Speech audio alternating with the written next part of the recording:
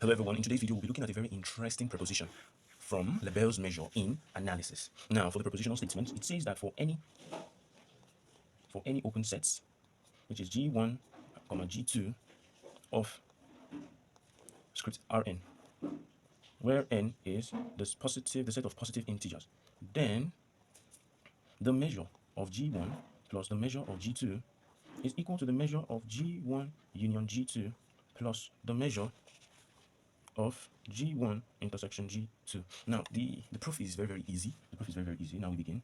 We say proof. Now, there are two conditions. There are two conditions that we would look into. The first condition is that we suppose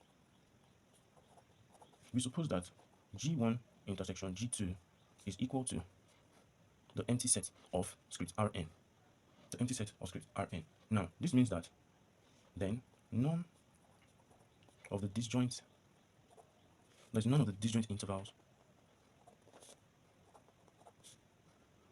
which make up G1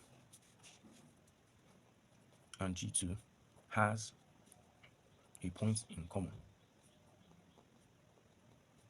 What this is saying is that they are all disjoint. They are all disjoint. Therefore, the measure of G1 union G2 is equal to the measure of G1 plus the measure of G2, because the measure of the empty set of script Rn is equal to 0, as the empty set of script Rn has no interval. Simply, or the length of the empty set of script Rn is 0. Now we will now say that the measure of G1 intersection G2 is equal to the measure of the empty set of script Rn, since the empty set has no interval and G1 intersection G2 is disjoint. Therefore, this is equal to 0. Now we'll see that from basic definition of the measure of an open set is the sum of the lengths of the disjoint intervals which make up G.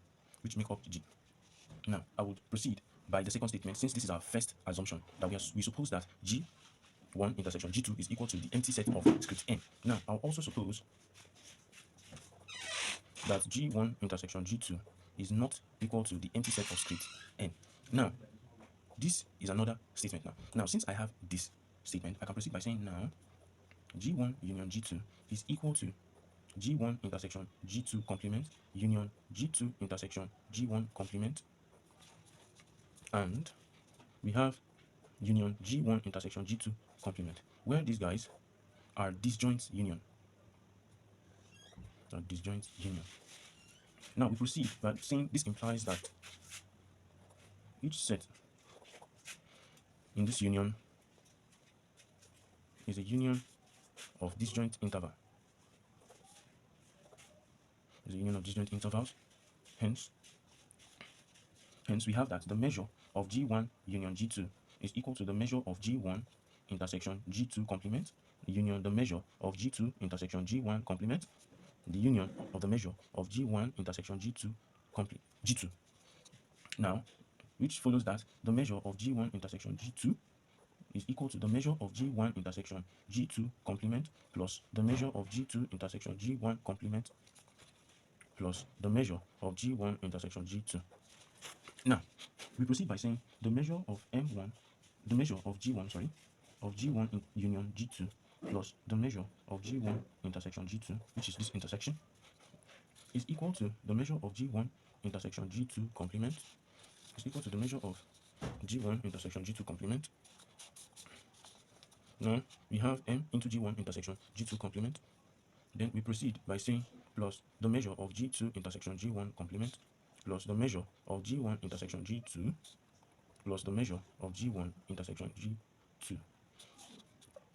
Now we proceed further by saying the measure of G1 intersection G2 complement plus the measure of G1 intersection G2 plus the measure of G2 intersection G1 complement plus the measure of G1 intersection G2 complement. Now, if we proceed with this, we'll end up having that now, by virtue of set theory, we now have that G1 is equal to G1 intersection G2 complement union G1 intersection G2, and we have G2 to be equal to G2 intersection G1 complement union G1 intersection G2.